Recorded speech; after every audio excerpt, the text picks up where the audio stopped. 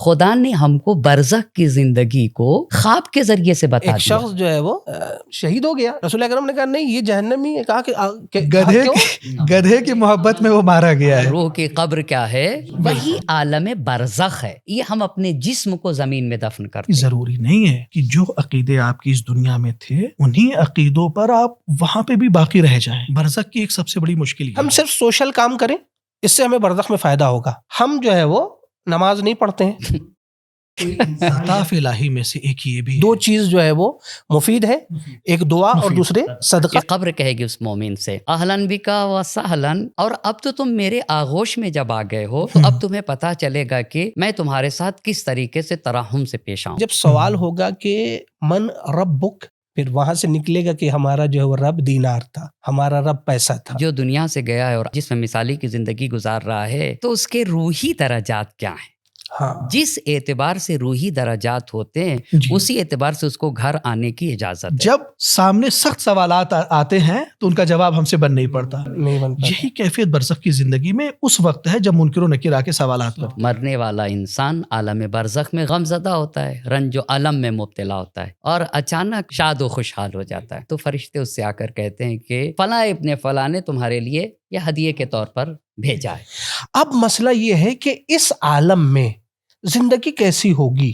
اسے یہ کہا جائے گا یہی کے اوپر تم آرام سے سو، قیامت تک رہے گا اور جنت کی ٹھنڈی ہوائیں اس تک پہنچتی رہیں گی. اعوذ باللہ من الشیطان الرجیم، بسم اللہ الرحمن الرحیم، نحمدہ ونصلی علی رسولہ الکریم وعلی آلہ الاطیبین الاطہرین. ناظرین کرام السلام علیکم. آج ہم آپ کے سامنے ایک نئی دنیا کے بارے میں، ایک نئے عالم کے سلسلے سے گفتگو کرنے کے لیے حاضر ہوئے ہیں کہ جس کا تذکرہ بہت کم ہوتا ہے اور بہت ہی اہم اور بہت ہی دلچسپ گفتگو ہے. جہاں جانا تو یقینی ہے ہم میں سے ہر ایک انسان اس عالم اور اس دنیا میں ضرور جائے گا. وہاں کون سی چیزیں ہمارے کام آنے والی ہیں، ہمیں وہاں کے لیے کیا کرنا ہے، وہاں کس طریقے کے امور انجام پائیں گے، اس دنیا کو کیا کہا جاتا ہے، اس دنیا کا کہ جس کے سلسلے سے ہمیں آج گفتگو کرنی ہے، اس دنیا کا نام ہے عالم برزخ. عالم برزخ کیا ہوگا، کس طریقے سے گفتگو ہوگی، اس کے بارے میں ہمیں گفتگو کرنی ہے. اور گفتگو کرنے کے لیے آج ہمارے ساتھ موجود ہیں حجت الاسلام والمسلمین علی جناب مولانا عقیل معروفی صاحب قبلہ، اور اسی طریقے سے حجت الاسلام والمسلمین علی جناب مولانا علی امام صاحب قبلہ. تو مولانا شروع کیا جائے اپنی گفتگو کو، اور آپ کی خدمت میں حاضر ہوں گا کہ اپنی موضوع کو اور اس موضوع پہ کہ عالم برزخ کے سلسلے سے جو گفتگو ہونی ہے اس کا آغاز کیا جائے. السلام علیکم ورحمۃ اللہ وبرکاتہ. بہت ہی اچھی گفتگو ہے اور گفتگو کا عنوان ہے برزخ. پر برزخ میں داخل ہونے سے پہلے اس بات کو جاننا ضروری ہے کہ وہ کیا چیز ہے جو سبب بنتی ہے کہ انسان عالم برزخ میں داخل ہو سکے. وہ چیز جو انسان کے عالم برزخ تک لے جانے کا سبب بنتی ہے وہ ہے موت، جس کے سلسلے میں قرآن مجید نے صراحتاً کہا ہے کل من علیہا فان ویبقی وجہ ربک ذو الجلال والاکرام. ہر چیز کو اور ہر شے کو اس دنیا سے جانا ہے، صرف اور صرف ذات پروردگار باقی رہے گی. دوسری آیت میں ارشاد ہے کل نفس ذائقۃ الموت، ہر ذی روح کو موت کا مزہ چکھنا ہے. لیکن یہ آیت مبارکہ جب قرآن میں بیان ہوئی تو تین طرح سے بیان ہوئی ہے. ایک جگہ ارشاد ہے کل نفس ذائقۃ الموت وانما توفون، ہر ذی روح کو موت کا مزہ چکھنا ہے اور اسے اس کے کیے ہوئے کا پورا اجر دیا جائے گا. یہ ایک بات جو برزخ سے بہت زیادہ مربوط ہے. دوسری آیت اسی کل نفس ذائقۃ الموت ونبلوکم بالشر والخیر فتنہ، ہر ذی روح کو موت کا مزہ چکھنا ہے اور ہم اس کو اچھائیوں کے ذریعے سے اور کچھ کمیوں کے ذریعے سے آزمائیں گے. تیسری آیت میں یہ کہا گیا کہ کل نفس ذائقۃ الموت ثم الینا ترجعون، ہر نفس کو موت کا مزہ چکھنا ہے اور پھر تم کو پلٹا کر ہماری بارگاہ میں لایا جائے گا. یہاں تک یہ بات ہوئی کہ ہر ایک کو مرنا ہے. خب موت کس کو کہتے ہیں؟ موت میں ہر کسی بھی عالم کے موت کے سلسلے میں تعریف سے پہلے امام کی حدیث ہے، جی پہلے امام کی حدیث ہے، الموت مفارقت دار الفنا و ارتحال الی دار البقاء. بقا. خوب موت دنیا سے، فانی دنیا سے جدا ہو کر ابدی دنیا کی طرف منتقل ہونے کا نام موت ہے، کوچ کرنا اور سفر کرنے کا نام موت ہے. خوب اس کا مطلب یہ ہوا کہ ہر انسان کے ہاں دو چیزیں ہیں، ایک ہے جسم اور ایک ہے روح. جسم اور روح کے ارتباط کو حیات کہتے ہیں، اور جب جسم اور روح کا رابطہ ختم ہو کر روح عالم دار فانی سے جب منتقل ہو ایک دوسرے عالم کی طرف، اس کو کہا جاتا ہے موت. فنا نہیں ہے موت. موت فنا نہیں. جی اسی کے سلسلے سے مولانا خود امام حسین علیہ الصلوۃ والسلام کا جو جملہ ہے آخر وقت میں امام علیہ الصلوۃ والسلام نے جب کہا تھا صبرم بنی الکرام، اس وقت امام علیہ الصلوۃ والسلام نے فرمایا تھا، کہا تھا فمل موت اللہ جسر. جی ایک قنطرہ کا لفظ استعمال کیا ہے، جسر کے معنی میں وہی ہے کہ یعنی موت ایک پل ہے، اس پل سے گزر کے آپ کو پہنچنا ہے کہاں؟ جنت اور سعادت کی طرف. چونکہ امام کے مخاطبین اس وقت جو ہے وہ جو تھے اس وقت خصوصی تھے، لہٰذا امام علیہ الصلوۃ والسلام نے کہا کہ تمہیں یہاں سے گزر کے جنت تک پہنچ جانا ہے. بالکل ٹھیک ہے. تو یہاں پر جو ایک مسئلہ تھا کہ امام علیہ الصلوۃ والسلام نے پل کی تعبیر کیا ہے، اور لیکن یہ جو کیفیت ہوتی ہے موت کی، یہ بہت سخت کیفیت ہوتی ہے. اس لیے کہ بعض روایات میں جو تذکرہ ہوا، کہا کہ جو کیفیت ہے وہ یہ ہوگی کہ ایک کوئی ظالم انسان زندگی میں انسان کے جسم سے کھال اگر اتار رہا ہے، بالکل اس سے بھی زیادہ سخت اور کیفیت، شدید. یعنی جو سکرات موت کی، جو موت کی کیفیت ہوگی اور روح کے قبض کیے جانے کی کیفیت ہوگی. جی تو اصل مسئلہ اب یہاں پر یہ ہے کہ ان کیفیات سے بچنے کے لیے بالکل ہمیں کون سے اعمال انجام دینے چاہیے. اگر کوئی اس مسئلے پہ جو ہے وہ سب سے اہم عمل کیا ہو. جی بسم اللہ الرحمن الرحیم. وما خلقت الجن والانس الا لیعبدون. میں قبل اس کے کہ سکرات موت تک پہنچے تھوڑا سا زندگی کے بارے میں جو ہے وہ جی بہتر، بہت بہتر گفتگو کر لیا جائے. اللہ سبحانہ و تعالیٰ نے دوسری آیت میں ارشاد فرمایا کہ هو الذی خلق لکم ما فی الارض جمیعا، یعنی یہ کائنات، یہ یونیورس انسان کی خلقت کے لیے ہی خلق ہوئے ہیں. تو یہ تو تمام کائنات انسان کے لیے. خود انسان کی خلقت اس کو ہم دیکھتے ہیں جس آیت کی ابھی میں نے تلاوت کی، کہ وما خلقت الجن والانس الا لیعبدون. علماء یہ کہتے ہیں کہ لیعبدون یعنی لیعرفون.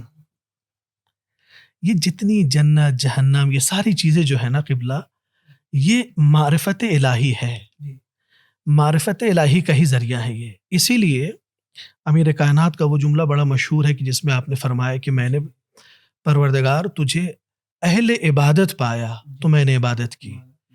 جنت کی نعمتوں کی خواہش نہیں امیر کائنات کو، اور نہیں جہنم کے بھڑکتے ہوئے شعلوں کا انہیں خوف ہے. یہ کیوں لذت محسوس ہو رہی ہے؟ اس لیے کہ معرفت ہے اللہ کی.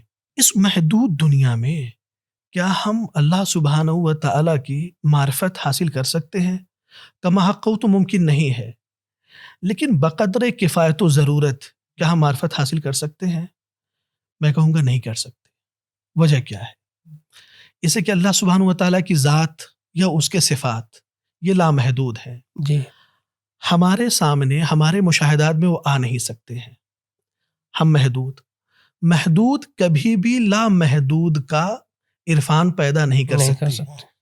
لہٰذا اس دنیا کے علاوہ ایک دوسری دنیا کی بھی ضرورت تھی. جی اسی دوسری دنیا کا نام آخرت ہے، جہاں ہم اللہ سبحانہ و تعالیٰ کی ذات کو کما حق تو نہیں، لیکن اس مجرد کائنات میں اس دنیا سے بالکل پرے ایک آشنائی ہم حاصل کریں گے. تو میں سمجھتا ہوں کہ یہ بھی ایک جو ہے نا آخرت کا ایک تصور ہمارے لیے ہونا چاہیے کہ وہاں پر اللہ سبحانہ و تعالیٰ کی معرفت ہوگی. بہت ہی اچھی بات ہے. اور مولانا نے جو بات کہی، اس کا مطلب ہرگز یہ نہیں ہے کہ جس حد تک اللہ نے جو ہمیں صلاحیتیں دی ہیں، اور ایسا بالکل نہیں ہے کہ، اور یہ کہنا بھی یہ نہیں چاہتے کہ اس دنیا میں اللہ کی بالکل ذرہ برابر بھی معرفت نہیں ہو سکتی ہے۔ معرفت تو ہاں، بالکل، جی، یہ جی۔ ضروری ہے، یہ ضروری ہے کہ ہاں، کما حق کہو تو نہیں اس لیے کہ محدود لا محدود، مگر اس نے ہم کو معمور کیا ہے جی معرفت جی پر، معرفت جی جی اور جی بالکل، اگر بالکل۔ معرفت پہ معمور کیا ہے تو اس کا مطلب یہ ہے کہ معرفت ممکن ہے، ممکن ہے، وگرنہ بالکل، غیر مقدور پہ مکلف نہیں ہو سکتا نہیں ہو ایک سکتا، انسان، بے شک بالکل، بے ہے شک۔ نا؟ ہاں، جتنا اس کے مقدور میں ہے اتنا وہ معرفت وہ حاصل، حاصل کرے گا، ہاں، اتنا یقیناً، وہ اس میں معرفت کوئی حاصل شک نہیں، کرے اس میں گا۔ کوئی شک نہیں۔ یہ بات یہاں تک۔ اور دوسری بات کہ سکرات موت کے حوالے سے، تو یہاں پہ یہ میں کہنا چاہوں گا کہ ایک چیز ہے سکرات موت، اور ایک چیز ہے موت کے وقت طبیعی اور نیچرل تکلیف، یہ دو الگ الگ چیزیں۔ یعنی ممکن ہے کہ ایک انسان سکرات موت سے بچ جائے، ہاں ہاں پر نیچرل تکلیف ہو جان دینے کی، یہ ہو سکتا ہے، کیونکہ سکرات موت موت کے وقت کی تکلیف سے اوپر کی شے۔ وہ کیا ہے؟ سکرات سکر سے۔ جی، جی سکر کا مطلب یہ ہوتا ہے کہ انسان کے اوپر ایک ایسی سخت حالت پیدا ہو کہ وہ یہ نہ سمجھ سکے کہ وہ کیا کہہ رہا ہے، یا اگر دوسرے لوگ بھی اس کے بارے میں کچھ کہہ رہے ہیں تو وہ بھی نہ سمجھ سکے، اپنی بات کو بھی نہ سمجھ سکے، دوسرے لوگوں کی بات کو بھی نہ سمجھ سکے، اور ایسا ہو کہ ایک اس کو حسرت ہو۔ حسرت کس چیز کے؟ سکرات حسرت کے ساتھ ہے۔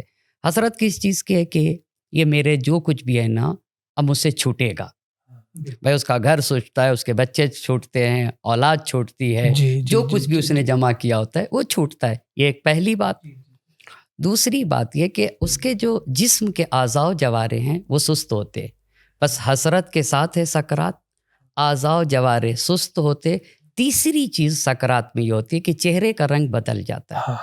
خوب ان تین چیزوں کے ساتھ ساتھ اب تک وہ گفتگو کرتا ہوتا ہے، لیکن اب اس کے اور گفتگو کے درمیان سلسلہ آنکھ دیکھتی ہے، بول نہیں سکتا، کان ابھی سن رہے ہیں، سن نہیں سکتا۔ اس حالت کو آسان بنانے کی ہم گفتگو کر رہے ہیں، اس حالت کو سکرات کہتے ہیں۔ ممکن ہے کہ اگر ہم وہ اعمال انجام دیں تو اس سخت حالات سے بچیں۔ ایک جزئی تکلیف ہو سکتی ہے کہ ایک انسان اپنی اولاد کو، اپنے بچوں کو، اپنے گھر والوں کو چھوڑ کے جاتا ہے، یہ جزئی تکلیف، اس کو سکرات ہم نہیں کہتے ہیں۔ اس کے لیے روایتوں میں کہ ہے کہ مثلاً چند چیزیں اہم ہیں۔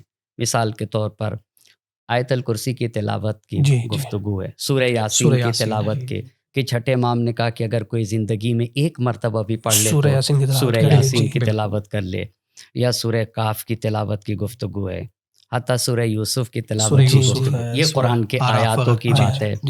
اس کے ساتھ ساتھ معصوم کا فرمان ہے کہ یہ جو ہم ماہ مبارک رمضان میں روزے رکھتے ہیں، اس میں بھی ہے کہ روزے کے فوائد میں سے ایک فائدہ ماہ مبارک رمضان کے روزے کا ایک فائدہ یہ ہے کہ انسان سکرات موت سے محفوظ رہے گا، آسان ہوں گے۔ اور تیسری چیز یہ ہے کہ جو روایت میں کہ کسی بھی برادر ایمانی کو لباس پہناؤ، یعنی کسی بھی انسان کو، معصوم کا فرمان ہے کہ اگر کوئی اپنے برادر دینی کو لباس پہناتا ہے تو سکرات موت جیسے سخت چیز سے اللہ اس کے لیے آسان فرمائے گا اور محفوظ رہے گا۔ تاریخ میں ایک اور واقعہ بھی ملتا ہے، قبلہ یقیناً اس کی طرف جانا چاہ رہے تھے شاید، وہ ہے صلہ رحم، بالخصوص والدین کے ساتھ۔ جیسا کہ نبی کریم صلی اللہ علیہ وسلم کے سامنے ایک جوان ہے جو جاکنی کے عالم میں ہے، یعنی یہی سکرات موت، یعنی موت کی غشی اس کے اوپر چھائی ہوئی ہے، مگر جان نکل نہیں رہی ہے۔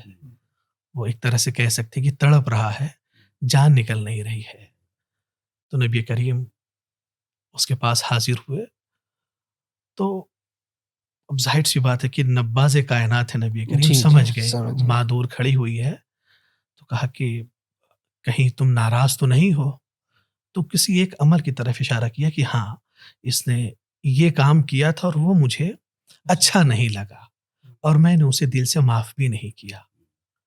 تو نبی کریم نے اس ماں سے التجا کی کہ اسے معاف کر دو. تاریخ میں یہ رقم ہے کہ جیسے ہی ماں نے معاف کیا ہے کہ میں نے معاف کر دیا، اور لمحوں میں اس کی روح جو ہے وہ نکل گئی ہے. بہت اچھی بات ہے. تو صلہ صحیح بات. رحم جو ہے خاص طور پہ ماں کے ساتھ جو ہے نا، جو اس واقعے میں ہے، جی کلی طور پہ صلہ رحم ہم، ہی سکرات موت کی آسانی کا سبب ہے، مشکلات موت کی آسانی کا سبب ہے. ان ارحام میں سے جو ماں کا جو رتبہ ہے وہ یہاں پہ. اس کے علاوہ جی ایک عمل اور بھی جس کی طرف جو ہے وہ توجہ کی ضرورت ہے کہ جو ان سکرات الموت میں مفید ہیں، یقیناً وہ چونکہ یہ پروگرام چونکہ مومنین کے لیے ہے، اور ہر ایک جو ہے وہ مولا کائنات کا جو ہے وہ محبوب رہتا ہے. محبوب جی تو وہ ہے ولایت امیر کائنات کا کہ اقرار جو ہے وہ جو بھی محبت محبت علی جو ہے وہ کیا ہے کہ حون اللہ علیہ سکرات الموت. سکرات الموت. خداوند متعال جو ہے وہ سکرات موت کو اس کے لیے آسان کر دے گا. بلکہ اس کے آگے کا فقرہ یہ ہے، اس جی. حدیث کے آگے کا فقرہ یہ ہے کہ اگر کوئی حب علی لے کر قبر میں جاتا ہے تو نہ یہ کہ صرف اس کے لیے سکرات موت کو آسان کرے گا اللہ، اس کی قبر کو جی جنت کا ایک روضۃ ٹکڑا من بنا ریاض دے گا، روضۃ الجنہ. من ریاض الجنہ الجنہ. بنائے گا. جی بالکل، جی بالکل. جی روضۃ من ریاض الجنہ بنائے گا. تسبیحات حضرت زہرا سلام اللہ علیہا جی. بھی جو ہے نا وہ بھی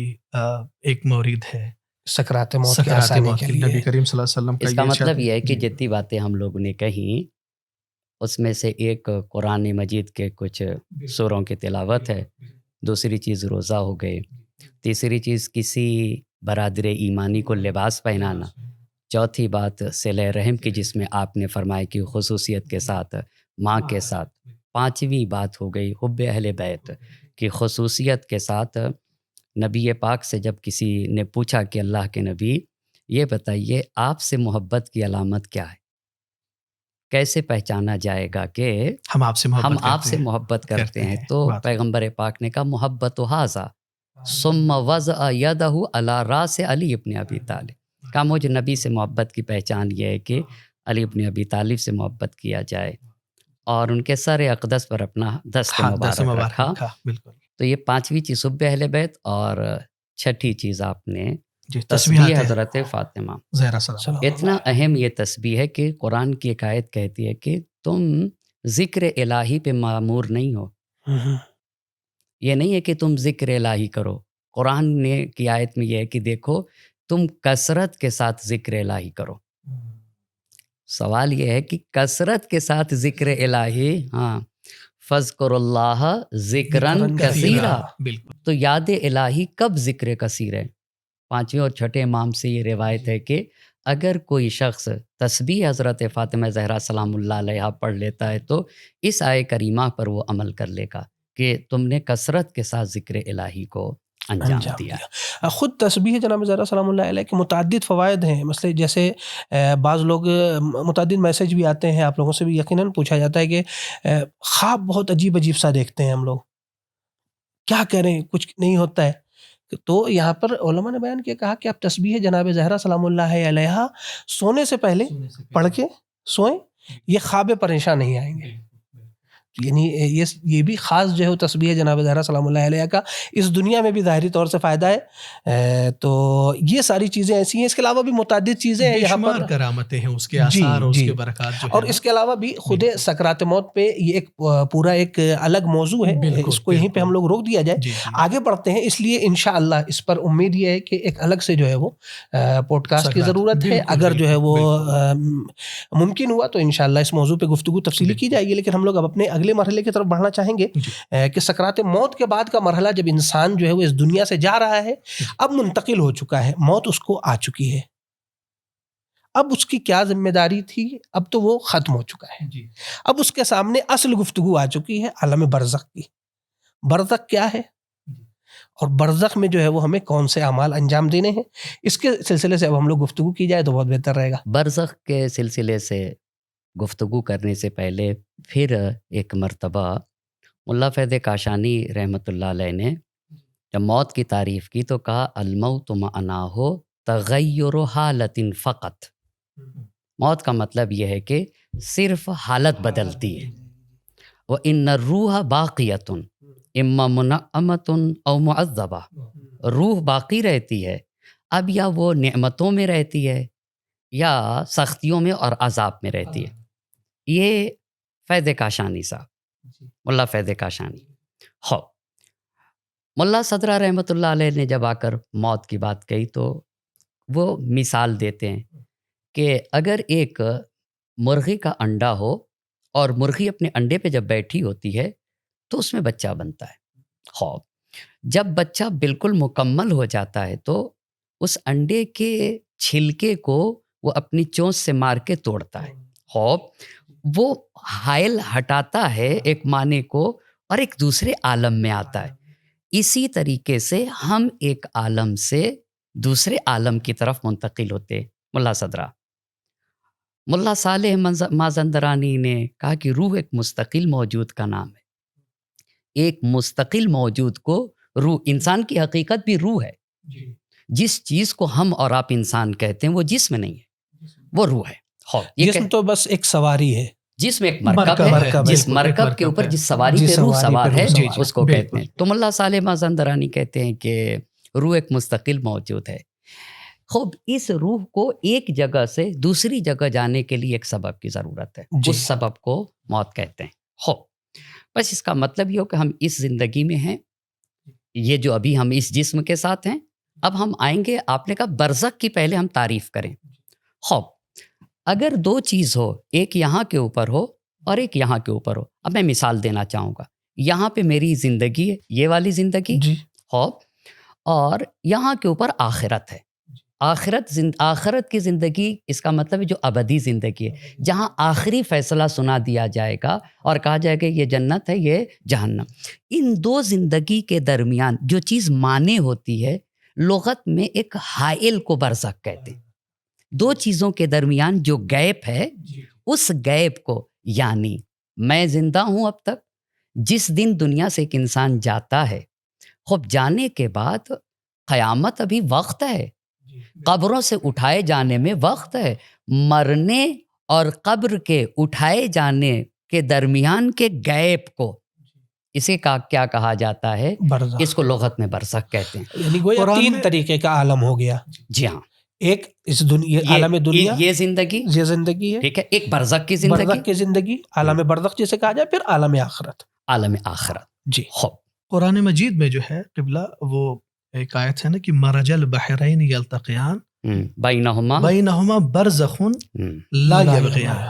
یہ دونوں جو دھارے ہیں نا دو سمندر کے، بہت اہم بات ہے، یہ آپس میں پیوست ہیں، ملے ہوئے، لیکن لا یبغیان، ہاں، ایک دوسرے پہ تجاوز نہیں کرتے. وہ کون سی چیز روکتی ہے؟ بھائی برزخ ہے. بینہما برزخ، جو چیز مانے ہو دو چیز کے درمیان. جی جو چیز مانے ہے. بہت ہی اچھی بات ہے. اس کا مطلب یہ ہوتا ہے کہ، اور یہ بہت ہی اچھی بات ہو گئی، ہم اس دنیا میں اس جسم کے ساتھ ہیں، ٹھیک ہے، پر جب مرتے ہیں ہم تو ہمارا لباس بدل جاتا ہے. جی خوب لباس بدل جاتا.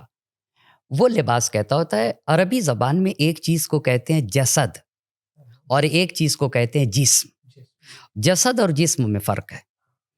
جسد بھاری چیز کو کہتے ہیں، جیسے ہے نا یہ، جی ہے نا، یہ جسد کہتے ہیں، یہ جسد ہے، یہ چیز ہمارا، یہ جسد ہے. پر جب ہم کسی غبارے میں پھونکتے ہیں، ہوا بھرتے ہیں تو جگہ لیتی ہے ہوا. جی اس کا مطلب ہوا بھی جسم ہے.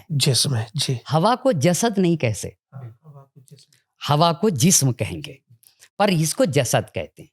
خوب جسد بھاری چیز ہوتی ہے، پر جسم ایک لطیف چیز ہوتی ہے، جیسے ہوا.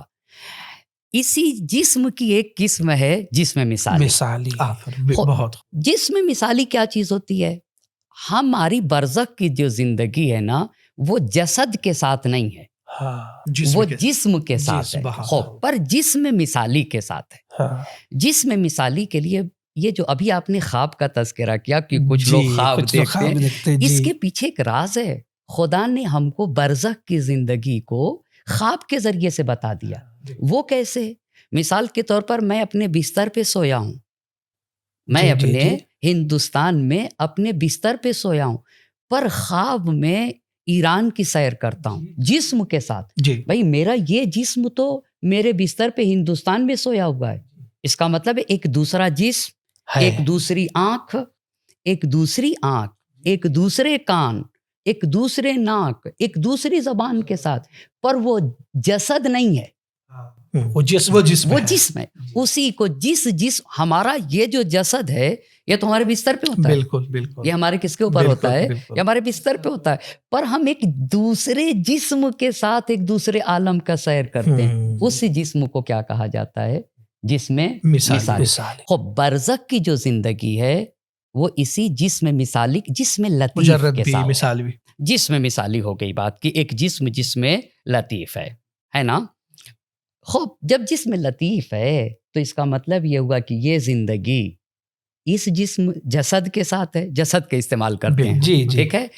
برزخ کی زندگی کیا ہے؟ جسم لطیف، اس کو جسم مثالی کہہ لیں. لیکن آخرت کی جو زندگی ہے پھر لباس بدل گیا. آخرت کی زندگی دوبارہ اسی جسم کے ساتھ، جسد کے ساتھ ہے. وہ پھر جسد کے ساتھ ہے. یعنی ہمارا جو معاد کے بارے میں عقیدہ ہے وہ جسمانی عقیدہ ہے. ہم جسم مثالی کے ساتھ قیامت میں نہیں اٹھائیں گے.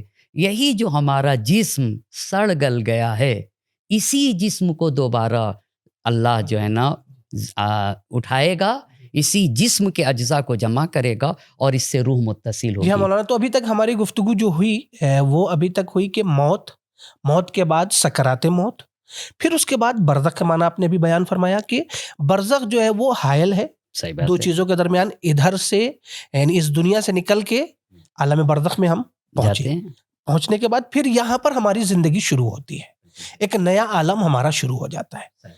اب مسئلہ یہ ہے کہ اس عالم میں زندگی کیسی ہوگی. جی وہاں پر کیا ابھی بیان کیا، جیسا کہ جسم وہاں ہمارا جسم مثالی ہوگا. صحیح بات.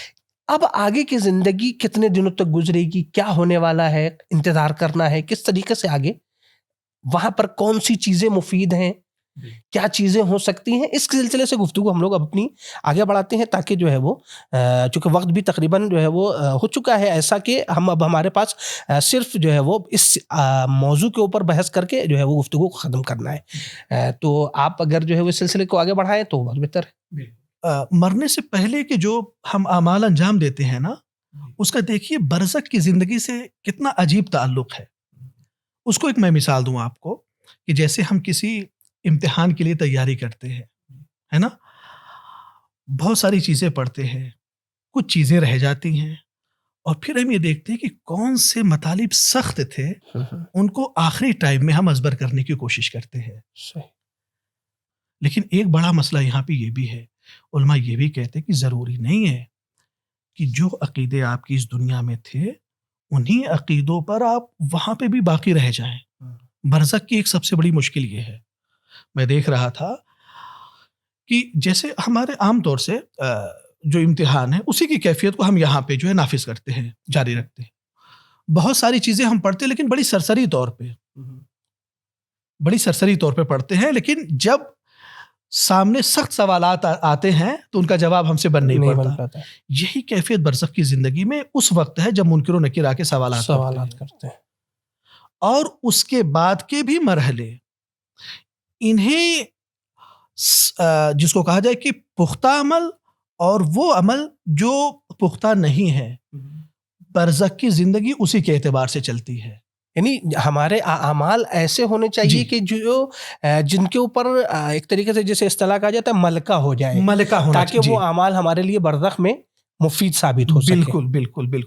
یعنی اس طریقے کے جو ہے وہ اعمال ہم کریں تو اس کے لگاتار کرتے رہیں، سرسری طریقے سے نہیں گزرا جائے. اسی لیے جب ہم اعتقاد کی منزل میں آتے ہم کیوں کہتے ہیں فلاں چیز ہمارا عقیدہ ہے، توحید ہمارا عقیدہ ہے. عقیدے کا مطلب یہ نہیں کہ ہم نے نمازیں تو بہت پڑھی ہیں لیکن عقیدہ توحید پہ جیسا عقیدہ ہونا چاہیے تھا پختگی کے ساتھ وہ نہیں ہے. اب یہ چیزیں جو ہے نا آپ کی برزخی زندگی میں بہت اثر انداز ہوں گی. لہٰذا جس اعتبار سے ہمیں کہا گیا کہ عقیدہ ہونا چاہیے جن چیزوں کا بھی، اس پہ مداومت ہونی چاہیے، کثرت ہونی چاہیے، پختگی ہونی چاہیے. وإلا وہ برزخ کی زندگی میں جیسے ہمیں چاہیے کام آنے کے لیے شاید وہ کام نہ آ سکے. بس ان سوالات کے جوابات وہی افراد دے سکتے ہیں صحیح کہ جن کے عمل جو ہے وہ بالکل صالح ہوں گے اور اس میں پختگی ہوگی. اسی لیے کہا جاتا ہے، علماء کہتے ہیں کہ جب سوال ہوگا کہ من ربک، جی تمہارا رب کون ہے، جی تو جو لوگ سرسری طور سے گزرے ہوئے ہوں گے ان کا عقیدہ محکم ہوگا، جی وہ تو اللہ کہہ دیں گے. لیکن جو تعلقات دنیاوی والے ہوں گے، لذائذ دنیاوی کو کی طرف جو ہے وہ لذت حاصل کر رہے ہیں دنیا کی، ادھر سے محکم عقیدہ خدا کی توحید پر نہیں ہے، دنیا، ڈالر، دینار، ان چیزوں کی طرف جو ہے وہ توجہ زیادہ ہے، تو پھر وہ من ربک کی جگہ اللہ نہیں کہیں گے. پھر ان کی زبان سے کیا نکلے گا؟ چونکہ پوری زندگی اللہ سے جو ہے وہ محبت نہیں تھی، اللہ پہ جو ہے وہ عقیدہ نہیں تھا، تو پھر اب وہاں سے اللہ جواب نہیں نکلنے والا ہے. پھر وہاں سے نکلے گا کہ ہمارا جو ہے وہ رب دینار تھا، ہمارا رب پیسہ تھا. برزخ کی جو زندگی ہے، جی برزخ کی جو زندگی ہے، در حقیقت برزخ کو قیامت صغرا کہتے ہیں اور آخرت کو قیامت کبریٰ کہتے ہیں. برزخ کی زندگی میں کوئی یہ تصور نہ کرے کہ عالم برزخ میں جا کر ہم کو بیٹھ کے عالم آخرت کا انتظار کرنا ہے.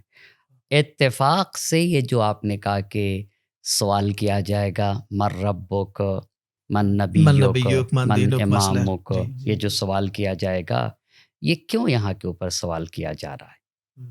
کیوں یہاں کے اوپر یہ سوال یہاں کے اوپر کیوں ہے قبر میں؟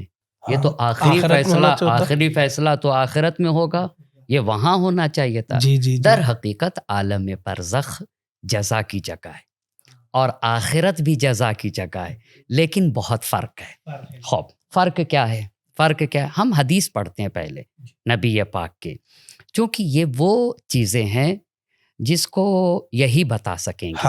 خوب اللہ کے نبی کی حدیث ہے کہ والذی نفسی بیدہ، اس ذات کی قسم جس کے قبض قدرت میں میری جان ہے، لا تفارق روح جسد صاحبہا حتی تأکل من ثمار الجنہ او من شجرت الزقوم. خوب پیغمبر پاک کی حدیث ہے کہ جب بھی روح، اس خدا کی قسم جس کے قبض قدرت میں میری جان ہے، کسی بھی جسد سے جیسے ہی روح نکلتی ہے، نکلتے ہی یا تو وہ بہشت کے پھل کھاتی ہے یا عذاب جہنم سے. خوب یہ کون سی بات ہوگی اللہ کے نبی؟ مرتے ہی کیسے جنت کے پھل یا جہنم کے عذاب؟ اس پہ توجہ کی ضرورت ہے. اس کا مطلب جانتے، یہ حدیث کہتی ہے کہ برزخ انتظار کی جگہ نہیں ہے، برزخ ہی سے جزا شروع ہو جاتی ہے. آپ نے کیا کیا اس دنیا میں؟ خوب یہ ابتدا ہے، اور عرض کریں گے کہ بھئی فرق کیا ہے برزخی جزا میں اور اخروی جزا میں. خوب دونوں میں بہت ہی واضح فرق ہے اور اچھا بھی فرق ہے. خوب ایک حدیث تو یہ ہوئی نبی پاک کے، مرتے ہی یا جنت کے نعمتیں ہیں یا عذاب جہنم ہے. یہ ایک حدیث. امام علی علیہ السلام کی حدیث ہے لیس بیننا والجنت او النار الا الموت. جنت یا جہنم کے درمیان صرف اور صرف موت کا ہی فاصلہ ہے. یعنی کیا مطلب؟ مرتے ہی یا جنت یا جہنم. یہ کون سی جنت ہو گئی اور یہ کون سی؟ اس کا مطلب یہ ہے نا، برزخ میں بھی ایک جنت برزخی ہے اور ایک جہنم کیا ہے؟ برزخی ہے. خوب جنت دو طرح کی ہو گئی، ایک جنت اخروی ہے، ایک جہنم اخروی ہے. ایک جنت کیا ہے؟ برزخی ہے، اور ایک جہنم کیا ہے؟ یہی برزخی. برزخ یہ جو ہم نے کہا کہ دو چیزوں کے درمیان ایک جو جگہ ہے، اسی میں یہ جو برزخ ہے نا، کچھ لوگوں کے لیے کیا بنے گا؟ روضۃ من ریاض الجنہ، جنت کے باغات میں سے ایک باغ، یا بعض کے لیے بنے گا حفرۃ من حفر النار، جہنم کے گڈھوں میں سے ایک گڈھا. خوب اس کا مطلب یہ ہوا کہ یہیں سے یہ جو پوچھا جاتا ہے مر ربک، یہ اس طرف کے کس زمرے میں یہ آتا ہے. یہ شخص یہاں تھوڑا سا پہلے مشخص ہو کہ آخرت میں کدھر جائے گا، جہنم میں جانا ہے یا بہشت میں جانا، یہاں تھوڑا سا طے کیا جاتا ہے. اسی لیے امام علی علیہ السلام کی حدیث ہے کہ 3 طرح کے لوگ ہیں. یا تو وہ حقیقی شیعہ ہے، بہت اہم بات ہے، لہٰذا کوئی موت سے نہ گھبرائے. امام نے کہا کہ اگر حقیقی شیعہ ہے تو موت اس کے لیے بشارت ہے. خوب موت بشارت ہے اور بڑی خوشحالی کے ساتھ وہ ملے گا، اور اس کی قبر ہی جس دن سے مرے گا اسی دن سے جنت ہے. جنت جی.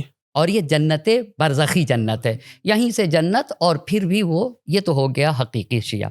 دوسرے میں کہا کہ جو ہم اہل بیت کا دشمن ہے اس کے لیے موت عذاب ہے، اور یہی قبر اس کے لیے حفرۃ من حفر النار.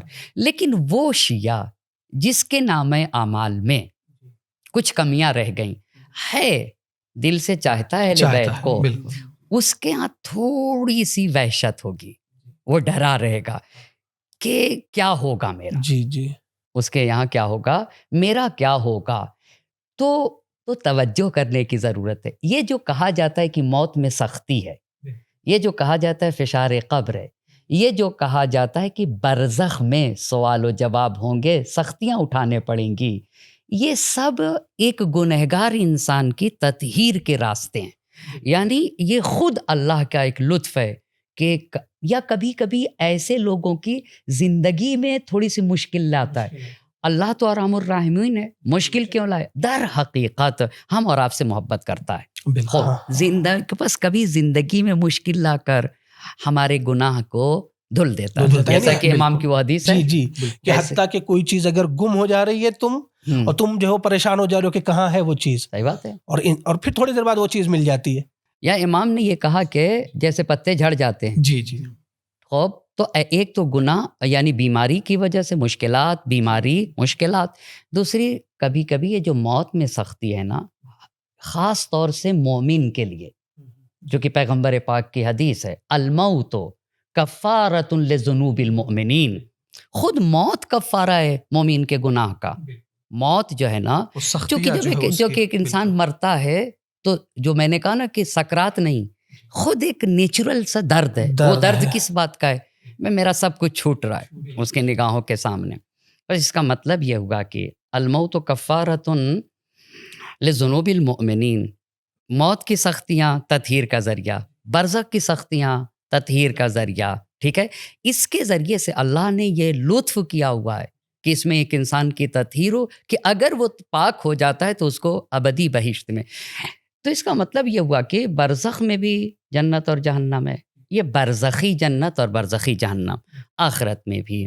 لیکن ایک فرق ہے کہ یہاں جو جزا ہوتی ہے وہ محدود ہے، ایک خاص مدت تک کی ہے، ایک خاص مدت کی ہے. سورہ اسرافیل تک کی ہم کہہ سکتے ہیں. ہاں، جب تک کہ سور پھونکا جائے گا. صحیح بات ہے. پر وہاں کے اوپر ایک آخری فیصلہ، ایک ابدی فیصلہ ہے. حتیٰ یہ جو کہا گیا کہ اٹھا کے صراط سے گزرنا ہوگا، یا قیامت کے بڑے سارے توقف گاہ بتائے گئے، یہ سب کا سب لطف پروردگار ہے اور اللہ نے انسان کی تطہیر کے لیے چاہا ہے. تو یہ اتنا موقع رکھا ہے، اور یہ وہ زندگی ہو گئی برزخ جو جزا کی زندگی ہے. جی، جو جزا کی زندگی ہے. کہ اس کے بعد اپنے لوگ اس طریقے سے ہمیں آنا چاہیے کہ تو بھئی اگر ایک انسان اس دنیا میں کچھ کر کے گیا ہے، ٹھیک ہے، تو کیا مرنے کے بعد اور برزخ میں اعمال کا سلسلہ منقطع ہوگا یا نہیں کچھ ہو سکے گا؟ اس پہ اپنے لوگوں کو گفتگو کرنا ہوگا، جو کہ اہم چیز ہے. اس کی طرف توجہ کی بھی ضرورت ہے. بالکل. اعمال کا سلسلہ جو ہے ایک خود انسان آیا، یعنی جو مرا ہے آیا وہاں جا کے عمل کر سکتا ہے؟ تو اب تو ممکن نہیں ہے. خوب کہ وہاں ظاہری طور سے تو کوئی عمل ممکن نہیں ہے. بہت پیاری بات ہے، بہت پیاری بات ہے. لیکن قرآن کی آیت نے ایک مسئلے کو بہت اچھی طرح سے حل کر دیا. انا نحن نحیی الموتى. خوب ہم ہر ایک کو زندہ کریں گے. وَنَكْتُبُ مَا قَدَّمُوا وَآثَارَهُمْ. جی، اس پہ بڑی بحث کی علماء نے. آثار پہ. ہاں، اس کا مطلب کہ علماء نے جو لکھا، بلکہ علماء نے کہا آیت کا جو معنی ہے، آیت کا معنی یہ، قرآن یہ کہتا ہے کہ ہر انسان کے عمل دو طرح کے ہیں. ہم ان کے عمل کو بھی اور اس عمل کے آثار کو. یہ کیا چیز ہے؟ یہ کیا چیز ہے؟ عمل اور عمل کے آثار. مثال کے طور پر میں نے روزہ رکھا، جی، یہ میرا عمل ہے. جی، میں نے روزہ نہیں رکھا، یہ بھی میرا ایک عمل. لیکن میں نے اسکول بنائے، میں نے مسجد بنائے، خوب میں نے پیغمبر پاک کے دین کی تبلیغ کے لیے سینٹر بنائے، میں نے کسی کو تعلیم دی، کسی بچے کی فیس کو بھرا، پر یہ عمل ختم نہیں ہوا، یہ ایک ایسا عمل ہے، اس کا اثر باقی ہے۔ باقی ہے۔ اس کا مطلب یہ ہے کہ اب میں چلا گیا دنیا سے، لیکن مدرسے بنا کر، مسجد بنا کر، اسکول بنا کر، کالجز بنا کر، یونیورسٹیاں بنا کر، کسی کی فیس بھر کے، کسی غریب کی مدد کر کے، کسی کو حیات دے کے، کسی کو زندگی دے کے، تو یہ میرا عمل منقطع نہیں ہوا، یہ میرا عمل چل رہا ہے۔ اور کہا یہ اس کو دیں گے ہم، بس کوئی یہ نہ کہے کہ کیا ہمارے پاس، اس کا مطلب ہے عمل ہمارے دو طرح کے ہو گئے۔ کچھ میں نے نماز پڑھی،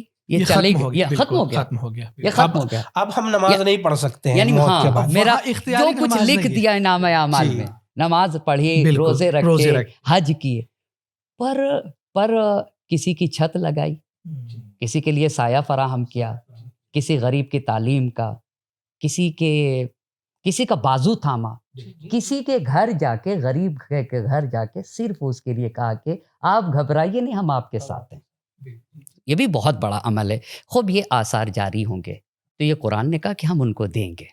وَكُلَّ شَيْءٍ أَحْصَيْنَاهُ فِي إِمَامٍ مُبِينٍ، یہ آخر کی آیت ہے۔ بس اس کا مطلب یہ ہوا کہ عمل انسان کے کتنے ہیں، دو طرح کے ہیں۔ اس آیت نے کہا، اس کا مطلب یہ ہوگا کہ تم خود اپنی اس زندگی میں ایک طرح کے عمل انجام نہ دو، دو طرح کے عمل انجام جس کے آثار باقی رہیں۔ کچھ ایسے بھی کرو کہ جس کے یہ کہاں کام آئیں گے، یہ برزخ میں۔ یہ جیسے جیسے تمہارے اس عمل سے فائدہ اٹھتا جائے گا، ویسے ویسے تمہارے گناہ کم ہوتے جائیں گے، درجات بڑھتے جائیں گے، اور تمہاری تطہیر۔ اس لیے وہ واقعات بڑے مشہور واقعات بھی بیان کرتے ہیں معذرت، وہ جو میں صرف اشارہ کروں گا، چونکہ واقعہ بہت مجلسوں میں بھی بیان ہوتا ہے، چونکہ ریلیٹڈ ہے، اس لیے صرف اشارہ کرنا مقصود ہے۔ خود جناب عیسیٰ کے سلسلے سے، پیغمبر اکرم کے سلسلے سے، بچے کے والد پہ عذاب ہو رہا ہے، پھر واپس آئے ہیں تو کیا ہوا؟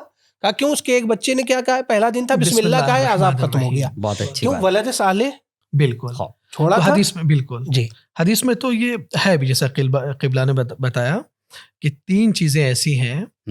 حدیث کا مضمون یہ ہے کہ کسی بھی مومن کے مرنے کے بعد اس کے اعمال کا سلسلہ منقطع ہو جاتا ہے، مگر یہ کہ وہ 3 چیزیں جو ہیں وہ اس کے دفتر اعمال کو کھولے ہوئے رکھتی ہیں، اور اس میں خدا کے الطاف میں سے، خدا کے الطاف یقیناً بہت بڑا لطف ہے۔ جی، ورنہ اس نے تو ہمیں اتنی مہلت دے دی تھی کہ ہم اس دنیا میں صرف ایسا عمل کرتے اور بس ختم۔ جیسے ہم اب نماز نہیں پڑھ سکتے، روزہ نہیں رکھ سکتے، حج بجا نہیں لا سکتے، بس ختم۔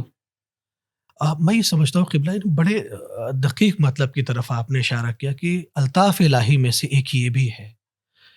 اگر ایسا نہ ہوتا تو انسان اس طرح کے آثار چھوڑتا ہی نہیں۔ میرے خیال سے آپ کی وہ 3 باتیں بھی ابھی لوگ سننے کے لیے جی بالکل۔ تو اس میں تو ایک بتایا کہ علم ینتفع بہ یا ینتفع بہ، کہ جس سے لوگ فائدہ اٹھائیں۔ جیسے آپ نے کہا کہ علم ضروری نہیں ہے کہ بیٹھ کے انسان پڑھا ہی رہا ہو، کسی کی فیس دے دی، کہیں پہ اسکول اور دینی مدرسے کھول دیے، یہ بھی علم کے جاری ہونے کا ایک ذریعہ ہے۔ جی صحیح بات ہے نا، تو علم کے جاری ہونے کا ایک ذریعہ ہے۔ دوسری چیز جو بیان کی وہ صدقہ جاریہ ہے۔ صحیح بات ہے۔ صدقہ جاریہ میں بھی گزشتہ زمانوں میں جو روایت میں بھی ہمارے یہاں آیا ہے کہ مثلا کسی نے کنواں کھدوا دیا ہے، نہر جاری کروا دی ہے، تو یقیناً ہے، لیکن آج کے زمانے میں تو نہر کا جاری ہونا تھوڑا سا مشکل ہے، یا کنواں۔ بات آپ کی کاٹ رہا ہوں، جی اور بڑی اچھی بات ہے۔ جی، بات یہ ہے کہ علم بھی صدقہ جاریہ میں، علم بھی صدقہ جاریہ، بالکل، مگر کیوں روایت نے الگ ذکر کیا؟ جی بالکل، ارشاد فرمائے۔ بھائی روایت نے کہہ دیا ہوتا صدقہ جاریہ، تو علم بھی تو صدقہ جاریہ ہے۔ بات یہ ہے کہ چونکہ ہم جب پانی پیتے ہیں نا، تو پانی ہمارے جسم کو زندگی دیتا ہے، لیکن سوال یہ ہے بہت خوب، روح کی زندگی کس سے ہے؟ بہت خوب۔ علم سے انسان کو حقیقی زندگی ملتی ہے، اور علم ہی سے انسان کو حقیقی حیات ملتی ہے۔ جتنا انسان کے پاس علم ہے اتنی ہی زندگی ہے، اور جتنا جہل ہے اتنا ہی مرا ہوا ہے۔ لہٰذا ٹھیک ہے کہ ہم پانی کا بھی انتظام کرنا چاہیے، لیکن علامہ محمد جواد مغنیہ رحمۃ اللہ علیہ نے کہا کہ یہ جو روایتوں نے کہا کہ پانی کا انتظام کرو، ہاں ٹھیک ہے، پانی کا اس کے ایک گہرا جی، معنی جی، بھی ہے. جی عمیق معنی، پانی بے سے شک. جسم کی زندگی، تم صرف اس کی طرف توجہ نہ رکھو، اور روح کی جو زندگی روح ہے کی زندگی کی طرف بھی توجہ رکھو. اور روح کی زندگی جو ہے نا علم ہے. سے. بھائی خدا کے بہت لیے ہم خوب، حیات بہت کو خوب. ثابت کرتے ہیں، ہاں. خدا زندہ ہے، اس کا کیا مطلب ہے؟ یہی تو کہتے ہیں اگر خدا کے لیے علم اور قدرت ثابت ہو گئی تو اس کی حیات زندگی جو ہے خود بالکل بخود کیا ہو جائے. ثابت ہو جائے گی. بالکل. اور شہید دست غیب رحمۃ اللہ علیہ نے یہ بات کہی ہے کہ امام حسین کا یہ جو فرمان تھا، شیعتی ما انت شریف تم ما ازبن فذکرونی، اے میرے شیعو جب پانی پینا تو مجھے یاد کرنا.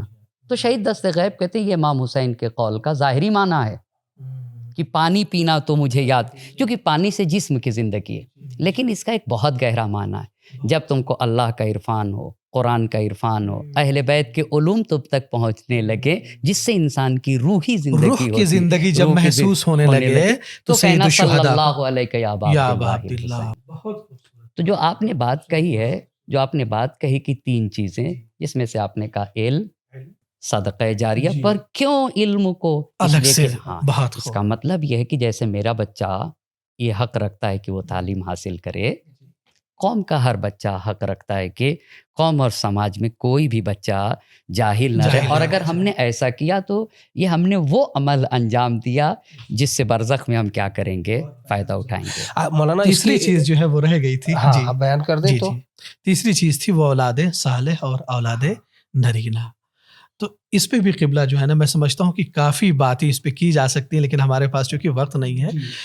یہاں پر ایک چیز میں ذکر کروں کہ جو گفتگو تھی کہ علم نافع، اور جب وہ والی گفتگو آپ نے آیت اللہ دست غیب شیرازی صاحب کی بیان کی، اسی لیے آپ دیکھیں کہ یہاں پر جب دروس ہوتے ہیں، بعض مراجع کا یہ ہے خاص ملتا بھی ہے کہ ان کی سیرت میں کہ وہ اپنے درس میں ہمیشہ آخر میں جو ہے وہ چاہے 1-2 منٹ ہی کیوں نہ ہو، امام حسین علیہ الصلوۃ والسلام کے مصائب کو جو بیان کرتے ہیں. بالکل بالکل سے بات ہے.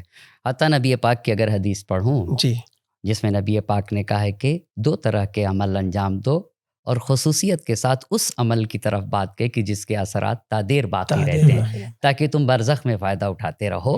پیغمبر کی حدیث ہے، من سنّا سنتاً حسنتاً فلہو اجرہا وَلَهُ أَجْرُ مَنْ عَمِلَ بِهَا إِلَى يَوْمِ الْقِيَامَةِ. اگر تم نے کوئی سنت حسنہ کی بنیاد رکھی ہے، یعنی کسی اچھی چیز کی تم نے بنیاد رکھی ہے، تم نے مدرسے کی بنیاد رکھی، مسجد کی بنیاد رکھی، دینی درس گاہوں کی بنیاد رکھی، امام بارگاہوں کی بنیاد رکھی، تم نے اسکول، کالج، یونیورسٹی خلوص نیت کے ساتھ، تو تم کو تو اس عمل کا اجر ملے گا کہ تم نے مسجد بنائی.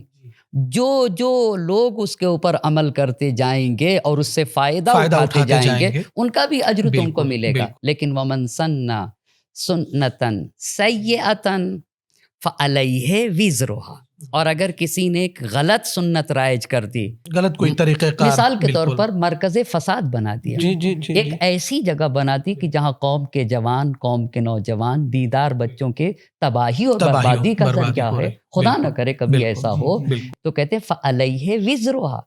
تو جو اس کا عذاب ہے اس چیز کے، وہ بھی، اور جو لوگ بھی اس کے اوپر عمل کریں گے قیامت تک اس کا وزر و ببال پہنچتا آج کی جائے گا. مثال واضح سی، سوشل میڈیا، ہم لوگ جو ہے وہ یہ پروگرام ہمارا یوٹیوب پہ نشر ہو رہا ہے، یہ ایک عمل صالح ہے، سنت حسنہ ہے.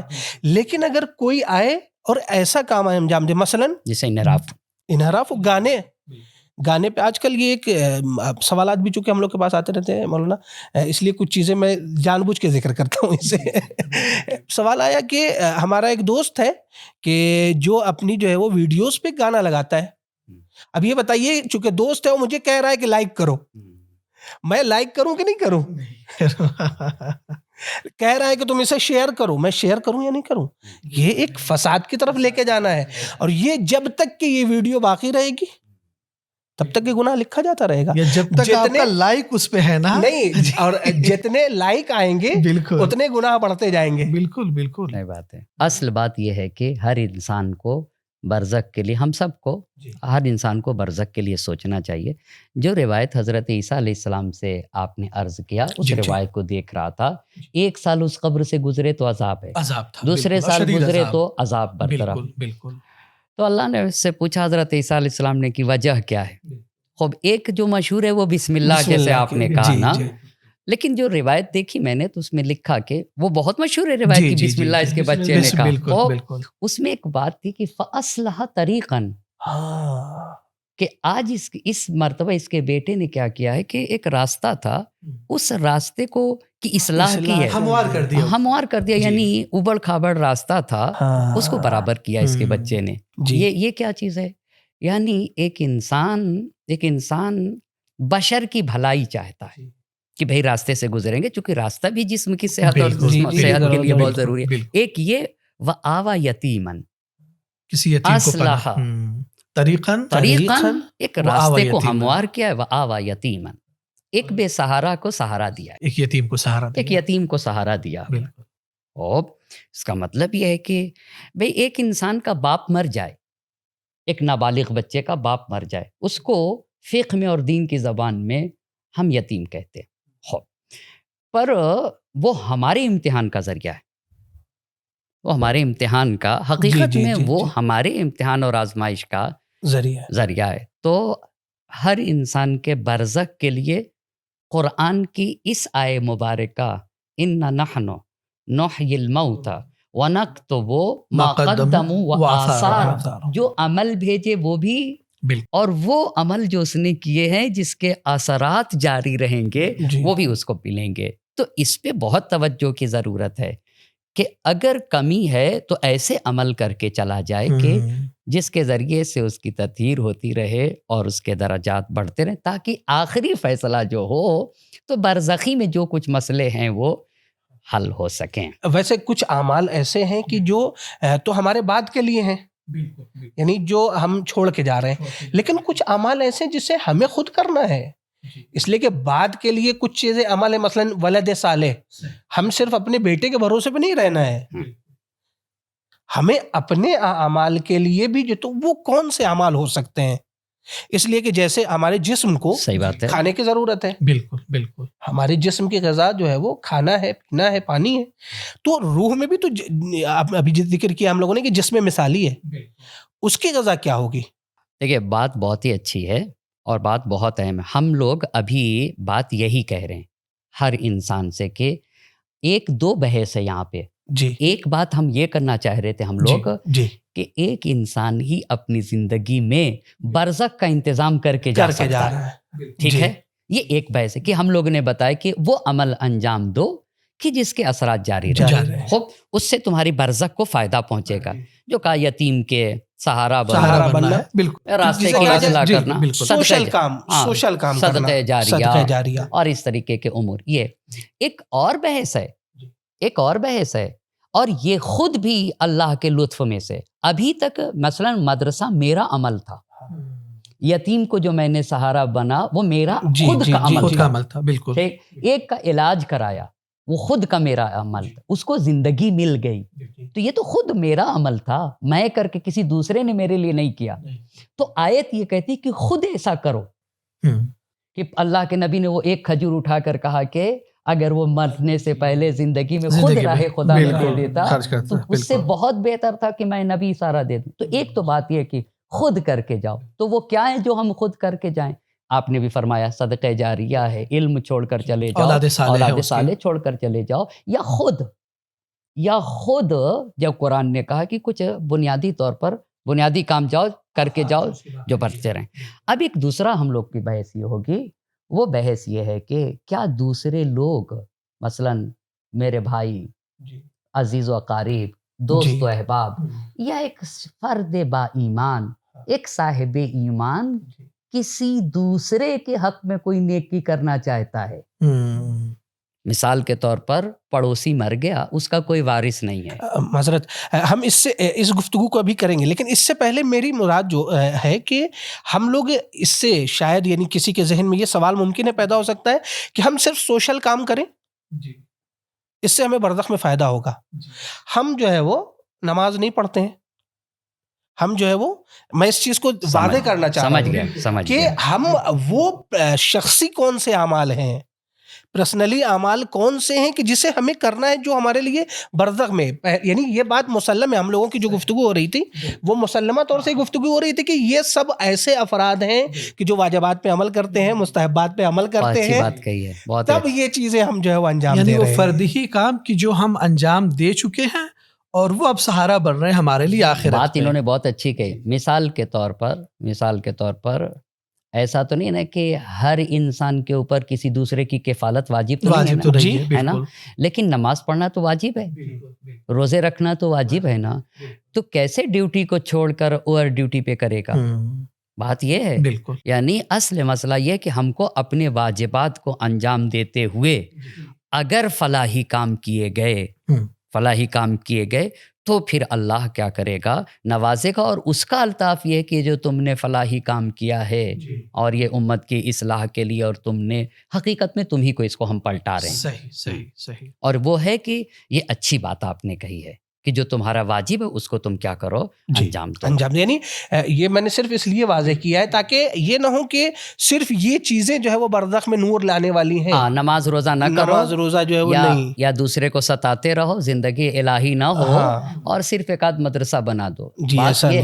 بات یہ ہے کہ مدرسہ بھی جب خدا کے لیے ہو، اسکول بھی جب خدا کے لیے ہو، یہ بھی نہیں کہ وگرنہ خدا قیامت میں کہہ دے گا کہ جس کے لیے کیا تھا اس سے اجر لے لو۔ دیکھیے یہ روایت کے جملے بھی یہ ہیں، ہاں جی یہ روایت کے جملے ہیں جی ہاں، کہ اگر کوئی شخص کسی دوسرے کے لیے، یعنی ریا میں اگر کوئی کام انجام دیتا ہے تو جس شخص کو دکھانے کے لیے وہ کام کر رہا تھا، اللہ سبحانہ و تعالیٰ آواز دے گا کہ اسی کے پاس جاؤ۔ شہید ثانی رحمۃ اللہ علیہ نے اپنی کتاب منیت المرید میں اس روایت کو نقل کیا ہے کہ سب سے پہلے جس کے خلاف فیصلہ سنایا جائے گا وہ شہید ہوگا۔ صحیح، کیا ہوگا؟ شہید ہوگا۔ جو شہید ہوگا اس کے خلاف ہے۔ کیسے شہید کے خلاف فیصلہ ہوگا؟ جب شہید جائے گا تو اللہ اسے، ہر شہید کی بات نہیں ہے، اس پہ اس توجہ رکھیں، بات یہ کہ شہادت کس کے لیے، تو خدا پوچھے گا کہ بھائی یہ نعمتیں دی تھی، دکھائے گا نعمتیں شہید کو، تو کہے گا کہ ہاں دی تھی۔ کہا کیا؟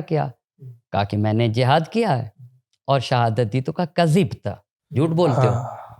کہا تیری راہ میں جہاد کیا؟ کہا نہیں، تم لڑے اس لیے تھے کہ تمہارا ملک کے سارے لوگ تم کو کہیں کہ بڑا بہادر تھا، اس نیت سے تم لڑے تھے۔ تو اب ملک والوں کے پاس جاؤ۔ اور نہیں، وہ میں نے پورے ملک سے کہلوا دیا، جس جزا کے لیے تم لڑے تھے پورے ملک نے تم سے کہلوا دیا، تو جزا تو دے دی میں نے، جزا تو دے دی۔ خود رسول اکرم کے زمانے میں واقعہ، جو رسول اکرم کا اسی سلسلے سے واقعہ تھا کہ ایک شخص جو ہے وہ شہید ہو گیا رسول اکرم کی طرف سے۔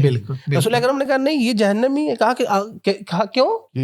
کہا اس لیے کہ یہ وہ اس گدھے کے لیے کہ جو جس نے اس کو مارا تھا، دشمن کو مارا تھا، اس کا ایک گدھا بہت اچھا تھا، اس کو حاصل کرنے کے لیے آیا تھا، جنگ کرنے کے لیے، بجائے اس کے کہ اس کو مارتا یہ خود مر گیا، لہذا یہ شہید نہیں ہے۔ کیا بات، یعنی اس گدھے کی راہ میں یہ شہید کتنی اہم بات ہے۔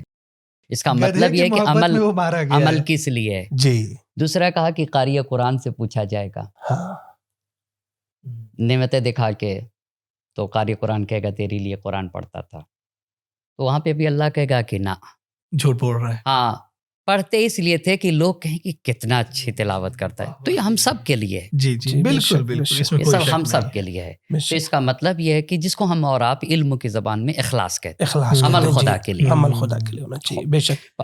اس کا مطلب یہ بات یہ ہوئی کہ نیک انسان، اس کا مطلب یہ ہوتا ہے کہ کرنے والا بھی اچھا ہو، عمل بھی اچھا ہو، دونوں چیز ہو، دو اچھی چیزیں جمع ہونا چاہیے۔ ایک انسان کا عمل بھی اچھا ہو، حسن فاعل اور حسن فعل، حسن فعلی اور حسن فاعل، یعنی عمل بھی اچھا ہو اور کرنے والا بھی کیا ہو، اچھی نیت کے ساتھ اس کو کرنا۔ جی، تو گفتگو یہاں پہ جو ہے وہ میں نے تھوڑا سا قطع کلام کیا تھا، اور یہیں پہ ہم لوگ گفتگو کو بھی ختم کرنا چاہیں گے اسی کے اوپر کہ جو مؤمنین بچ گئے ہیں، یعنی اپنے اعزاء و اقربا جو بچ گئے ہیں، ان کی بھی ذمہ داری ہے کہ اپنے مرحومین کو یاد رکھیں، اس لیے کہ برزخ میں ان کے بھیجے ہوئے اعمال، ان کے بھیجے ہوئے کام مومنین کے جو اس دنیا سے چلے گئے ہیں کام آنے والے ہیں، بالکل یقیناً۔ تو اس سلسلے سے اگر کوئی پوائنٹ ایسا ہے تو اسے بیان کر دیا جائے، پھر ہم لوگ اپنی گفتگو کو ختم کریں گے۔ بالکل، قبلہ ارشاد فرمائے۔ یہ بھی بہت ہی اہم بات ہے، اور لوگوں کے دل و دماغ میں یہ بات آتی ہے کہ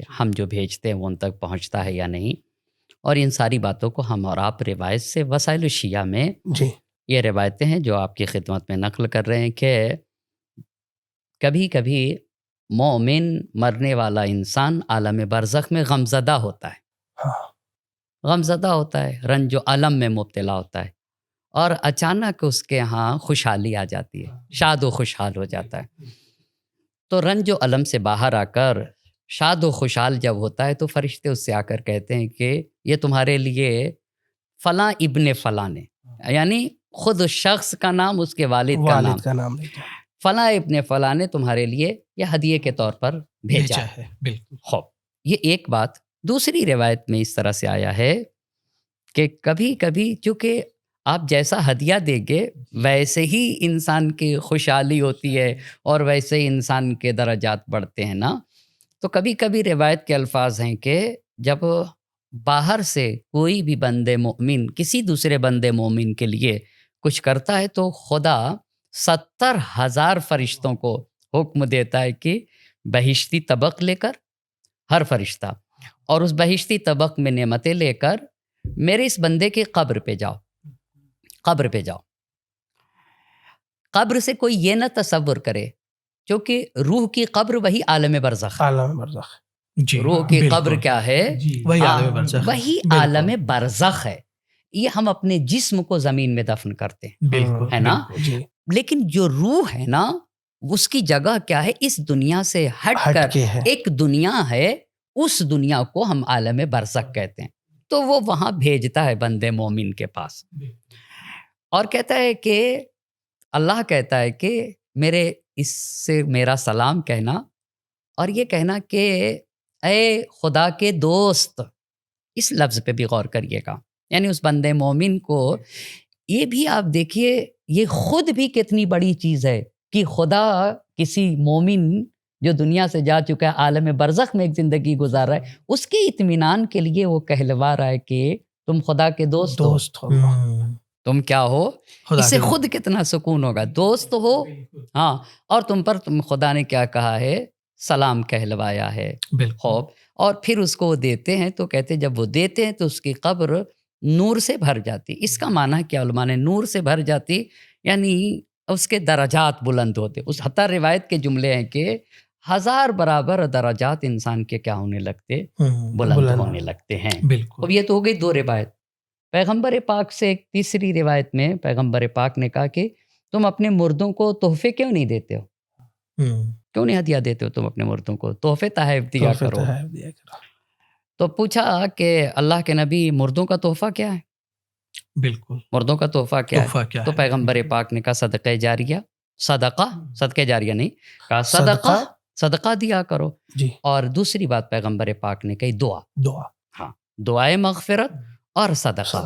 پھر اس روایت کے آخر کا یہ ہے کہ جب شب جمعہ ہوتی ہے، شب جمعہ، جی جی، تو ہر شب جمعہ تمہارے گھر کے سامنے کا جو آسمان ہے، تمہارے گھر کے مقابل تمہارے مومنین آتے ہیں اور اپنے بھائی، اپنے بہن، بالکل، ماں ان کو آواز باپ، دیتے ہیں، گھر بالکل، والوں کو خطاب کر کے کہتے ہیں آواز دیتے ہیں کہ ایک روٹی دے دو، ایک روٹی، یعنی کسی کو روٹی دو ہمارے لیے، ایک درہم دے دو، یہ وہی صدقہ، ہاں، کسی ضرورت مند کو ایک درہم دے دو، کسی ضرورت مند کو ایک روٹی دے دو، یا کسی کو لباس پہنا دو۔ اور یہ لباس پہنانے کی جب بات کہتے ہیں تو کہتے ہیں لباس پہنا دو، اللہ تمہیں کیا کرے گا؟ بہشتی لباس پہنائے گا۔ اچھا، یہ جو شب جمعہ آنے کی بات ہے مومن کے گھر کو، اس میں بھی روحی اعتبار سے درجات فرق کرتے ہیں جی۔ بڑے مومن کے۔ بات یہ ہے کہ جو دنیا سے گیا ہے اور عالم برزخ کے اور جس میں مثالی کی زندگی گزار رہا ہے، تو اس کے روحی درجات کیا ہیں؟ جس اعتبار سے روحی درجات ہوتے ہیں اسی اعتبار سے اس کو گھر آنے کی اجازت ہے۔ 7ویں امام کی روایت ہے کہ کچھ لوگ ہر روز آتے ہیں، کچھ لوگ ہر 2 دن پر، کچھ لوگ ہر 3 دن پر، بعض جگہ پہ لکھا جمعہ، شب جمعہ، بعض میں مہینے میں، اور بعض لوگ سال میں۔ اس کا مطلب ہے کہ جیسے روحی درجات ہیں، بالکل اسی طریقے سے صاحب ایمان کی روح ان کے گھروں۔ ابھی ایک چیز میرے ذہن میں یہ آ رہی تھی جب قبلہ آپ نے اس سلسلے سے گفتگو کی، روحیں آتی ہیں، اور اس سے پہلے ہم لوگوں نے جب یہ گفتگو کے برزخ میں عذاب ہو رہا تھا اور پھر اس کے بعد اس بچے کے نیک عمل کی وجہ سے اس کے والد سے عذاب ہٹ گیا اور اس کے بعد وہ جنت کا ایک ٹکڑا اس کی قبر بن گئی. تو ہمارے یہاں تاریخی روایت میں یہ بھی ہے کہ وہ جگہ جہاں پر انسان کی دعا قبول ہوتی ہے، بہت اچھی بات ہے. ان میں سے ایک یہ بھی ہے کہ بچے اپنے والدین کی قبر پہ جائیں. دیکھیے قبلہ مجھے جہاں تک یاد آ رہا ہے وہاں پہ یہ نہیں کہا گیا کہ اگر آپ کے والدین صالح ہوں تو ان کی قبر پہ جائیے. صحیح بات ہے. ان کے لیے پہلے دعائے مغفرت کیجئے، پھر ان کو اپنا وسیلہ قرار دے کر اپنے لیے دعائیں مانگیے. اور صحیح بات ہے نا. تو ایک چیز تو ہے کہ اللہ سبحانہ و تعالیٰ نے کیوں کہا، کیوں یہ نہیں کہا کہ مطلب جو ہے وہ ہماری روایت میں کیوں یہ نہیں ہے کہ صالح والدین اگر ہیں تو قبر پہ جاؤ. جی ہو سکتا ہے کہ جیسے ایک انسان اپنی ظاہری زندگی میں کچھ اس سے نقص، کچھ کمی ہو گئی ہو، لیکن خود اس کے اپنے بچوں کے نیک اعمال کی وجہ سے یا کسی دوسرے شخص کے نیک اعمال کی وجہ سے جو نامہ اعمال میں اس کی کمیاں تھیں وہ برطرف ہو گئی ہوں، اب اس کا عمل عند اللہ مقبول ہو گیا ہو اور اللہ کے نزدیک ایک مقرب بندہ بن گیا ہو، اس کی تو خبر نہیں ہے.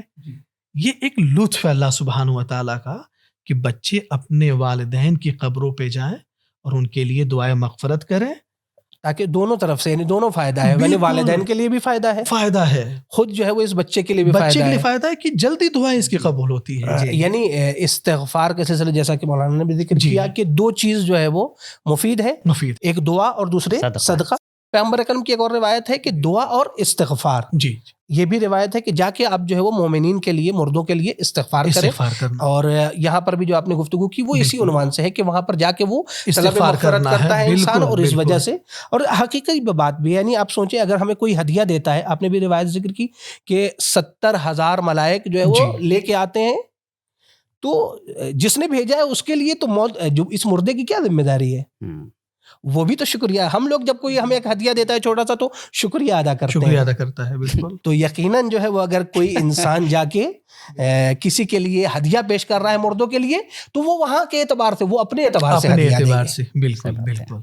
تو اسی لیے بس یہاں پہ اپنی گفتگو کو میں ختم کرنا چاہوں گا. اسی لیے کہا گیا ہے کہ ائمہ اطہار علیہم الصلوۃ والسلام کی زیارت اور ائمہ اطہار علیہم الصلوۃ والسلام کے قبور کی زیارت کے لیے جایا جائے.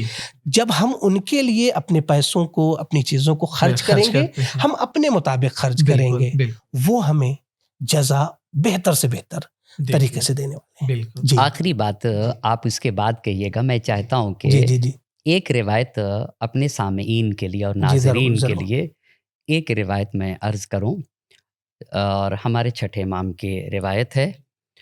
ایمان کے لیے اہل بیت کی محبت شرط ہے اور یہ اسلام کی اساس اور بنیاد ہے. تو امام نے، چھٹے امام کی روایت یہ کہ جب مومن مرتا ہے اور برزخ کی جب زندگی شروع ہوتی ہے، اصل بات ہے کہ ایک صاحب ایمان بن جائے انسان، جو سب سے بڑا سرمایہ. تو قبر اس کو ایسے روایت اس طریقے سے کہ ہر قبر ہر روز 3 مرتبہ یہ کہتی ہے، ہر قبر آواز دیتی ہے. جی انا بیت التراب، خوب انا بیت الدود، جی میں کیڑے مکوڑوں کا گھر ہوں اور میں خاکی گھر ہوں. لیکن جب مومن مرتا ہے اور مر کے قبر میں جاتا ہے تو کہتے اہلن بکا و سہلن، خوش آمدید. بالکل خوش آمدید. جب تم میری پشت پہ قدم رکھ کے چلتے تھے نا، تب میں تم سے محبت کرتی تھی. زمین کہتی کیونکہ تم صاحب ایمان ہو. خوب اہلن بکا و سہلن. جب اور اب تو تم میرے آغوش میں جب آ گئے ہو تو اب تمہیں پتہ چلے گا کہ میں تمہارے ساتھ کس طریقے سے ترحم سے پیش آؤں گی. یہ قبر کہے گی اس مومن سے. اور پھر امام نے یہ کہا کہ اتنی زیادہ وسیع ہوگی قبر، تا حد نظر، تا حد نظر اس صاحب ایمان کے لیے وسیع ہوگی. اور اس کے قبر سے ایک دروازہ کھلے گا بہشت کی طرف. قبر ہی میں ایک دروازہ کھلے گا بہشت کی طرف، جس سے وہ یشاہد ما اعد لہ فی الجنہ، جنت پہ جو اس کا مقام ہے وہ قبر سے دیکھے گا، قبر سے دیکھے گا. اور جو دروازہ کھلے گا اس دروازے سے ایک شخص آئے گا. یہ مومن شیان حیدر کرار کے لیے ایک شخص آئے گا، اتنا جمیل و خوبصورت ہوگا کہ یہ صاحب ایمان اس سے پوچھے گا کہ تم کون ہو؟ میں نے اس سے خوبصورت کبھی بھی کوئی شخص نہیں دیکھا. تو وہ کہے گا کہ میں تمہارا نیک عقیدہ اور تمہارے عمل صالح ہوں. میں تمہارا کیا ہوں؟ تمہارا نیک عقیدہ اور تمہارا عمل صالح ہوں جو تم نے کیا ہے. پھر روایت کے الفاظ ہیں کہ اس بندے مومن کو جس بھی حالت میں بہشت سے قریب لے جا کر رکھ دیا جائے گا، یعنی اس کے لیے بہشت کو قریب کر دیا، اور صبح اسے کہا جائے گا آرام سے سو. اسے یہ کہا جائے گا یہی کے اوپر تم آرام سے سو، قیامت تک رہے گا. اور جنت کی ٹھنڈی ہوائیں، خوشبودار ہوائیں اس تک پہنچتی رہیں گی. یہ ایک صاحب ایمان کا مقام ہے قبر میں اور برزخی دنیا میں. بے شک یقیناً مولانا یہ گفتگو اور بھی جو ہے وہ وقت طلب کرتی ہے، اس لیے کہ بہت سی چیزیں ایسی ہیں، بعض واقعات ایسے ہیں کہ جسے ہم لوگ بیان کر سکتے تھے، لیکن چونکہ اہم گفتگو تھی، وقت بھی جو ہے وہ بہت زیادہ ہو چکا ہے، تو ہم لوگ اپنی گفتگو کو یہیں پہ جو ہے وہ ناظرین کی خدمت میں جو ہے وہ خداحافظی کرنا چاہیں گے، اور امید کرتے ہیں کہ یہ گفتگو آپ کے لیے جو ہے وہ پسندیدہ واقع ہوگی، اور ہم سب کو خداوند متعال یہ توفیق دے گا کہ ہم برزخ کے لیے وہ اعمال انجام دے سکیں کہ جس کو ابھی یہاں پر گفتگو میں علماء کرام نے بیان فرمایا ہے اور کتاب میں اور دیگر علماء بیان کرتے ہیں، تاکہ جب ہم اس دنیا سے جائیں تو پھر تعلقات دنیاوی دنیا سے جو رابطہ ٹوٹ رہا ہے، تو اس کے بعد سے جو پوری زندگی ایک نہ جانے ہزاروں ہزار سال کی زندگی بچی ہوئی ہے، اس کے بارے میں اسی 40 50 60 سال کی زندگی میں ہمیں عمل کرنا ہے. تو خداوند متعال سے آخر میں زمانے کے امام سے توسل یہ کرتے ہیں کہ خداوند متعال ہمیں ہمارا خاتمہ حق پہ ہو، خیر پر ہو، اور ہم جو اعمال یہاں انجام دیں وہ خالصتاً للہ انجام دیں. ناظرین کرام، خدا حافظ. اللہم عجل لولیک الفرج.